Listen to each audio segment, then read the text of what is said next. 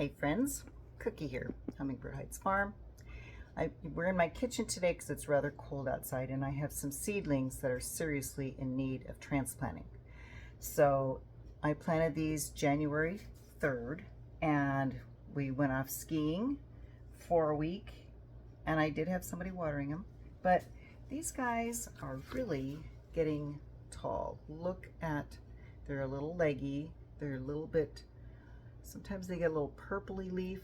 These were in a bigger pot.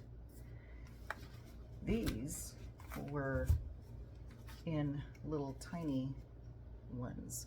And look at how much smaller they are. And their leaves are getting yellow. They didn't have enough nutrition. But we're going to solve that today. We're going to get these guys into larger pots. These are a nice 4-inch pot. And I'm making a nice deep hole in the center. And there's some plant food in here, plus I'll probably give them a soaking with some liquid plant food too. So these are some of my larger ones. These are my German Johnsons. And over here I've got Floridade. And the ones that are over here, these are my paste tomato. Now these are, I don't know if they're going to be that much smaller of a plant, but this is a huge difference in starting tomatoes. And I was just trying to save space in my little hothouse in the bedroom. I only have so many lights, and I wanted to get my tomatoes started. So this is what I'm doing here. So I have this nice little tool, and this really helps get the seedlings out of here and be able to separate them. I can go in and separate them away from each other. And I just go straight down in, and I try and get all the, there we go, all the roots. Now there's 2 plants here, and tomatoes are very forgiving. You can take and separate them. This one does not have nearly the leaves or the roots. But pushing in, now you can use a tool. I tried this, it's a PVC pipe. If you want to make a hole and maybe just move that around, it does hold the dirt there. Or you can use your finger, but you want to get these down, and there's all kinds of little roots here. You want to get them down into the dirt as far as you can. Now the other way that I've done in the past is put them in and fill the dirt around them. But I'm finding it's so much easier to have the dirt already set and moistened so that when you get them in, they have a good start with some moist soil. So I'm going to give them a little water. Hopefully he gets perked up here soon. And some of the soil that's left in here can just come on over and finish filling that up. Or if you just have soil elsewhere. But this is nice and moist, so I already know I may as well put it back in there. I like to get them pretty well situated.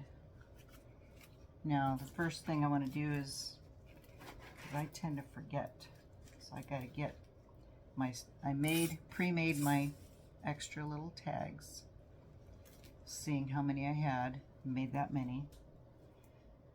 This guy, he just doesn't look worth bothering, so I'm going to let him either go back and get a little more height to him.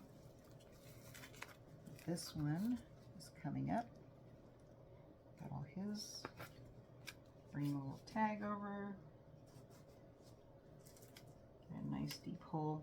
The further deep you get tomatoes, the more they will grow more roots along the stem. There's little hairs on the edge of the stems, if you can see how hairy they are, those will be future roots if they touch the dirt. I've heard some people putting these in and bending them because these are really tall. These could be laid down sideways. You can lay them sideways and then let them come up. So that's another way to get them. But I've got it almost down to the that root, or the first set of leaves. So your first set of leaves are there. This is not the biggest of shovels to bring dirt over. But I knew I had to get these guys into some new soil because they are struggling. Now they'll still survive, but you don't want to let your plants get struggling at a very, very young age. I've seen where they just don't do as well. And I really want to see these. Now I've got a tray under here where there's water, so I can, this is a tray that I got at Home Depot. This is how their little plants come, and they have them from their deliveries. And honestly, I asked them, I said, what are you guys doing with those? They're empty. They said, well, you're certainly welcome to use them. When you get done with them, bring them back. I'm like, well, that's pretty fair. So when I'm doing my tomatoes, I like to have a nice place where I can get them watered and hold them all together without having all the pots. That way you don't have to hold every single pot in place. I can take them outdoors and get them into some sunshine to get them acclimated, hardened off they call it. And just getting these guys some nice water. Now usually I will bottom water and I will put them here. I will fill this tray about an inch full, let them get all the water they can. And I got two, well, I actually have enough for 3, so this little baby seedling just might go ahead and go. So I've got 2 close to each other here, pretty much both the same size too. So I'm just going to take and split them off. Tomatoes are very forgiving, and there they've got all of their roots pretty much the same. Just set him down, get this guy. If I can get this a little wider, that's why I thought this might be helpful. And kind of open up the space. Get him down as far, seeing that they're so leggy. What else? Okay, I've got my Kellogg's potting mix. And so these are all good to go.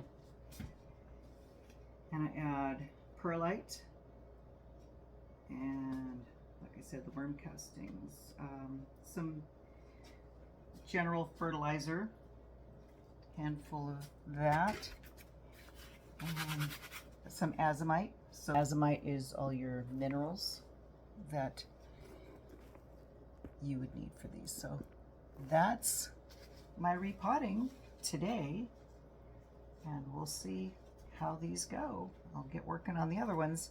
But this is going to be my indoor. I didn't want to take them outside in the cold and have them have a shock, and so my kitchen counter is now a planting counter. My husband just says, oh boy, but this is it today. So I thought I'd just share that with you, and thanks for hanging out, and we'll talk to you soon. I'll keep you posted on their progress. Have a great day.